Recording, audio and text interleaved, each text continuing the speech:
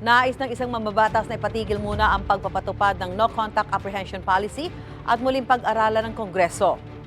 Sabi ni One Rider Party List Representative Rog Gutierrez, maganda naman ang layunin ng NCAP, pero wala raw itong ipinagkaiba mula nung una itong ipinatupad.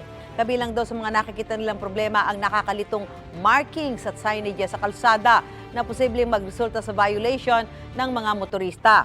Kino-question niya rin ang late daw na pagbibigay ng notice sa mga motorista kaugnay sa kanilang violation.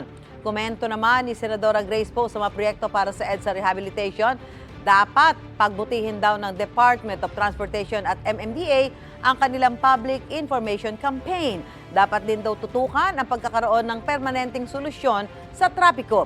Sinusubukan pa namin kunan ng pahayag ang DOTR at MMDA. Gusto mo bang mauna sa mga balita? Mag-subscribe na sa GMA Integrated News sa YouTube at tumutok sa unang balita.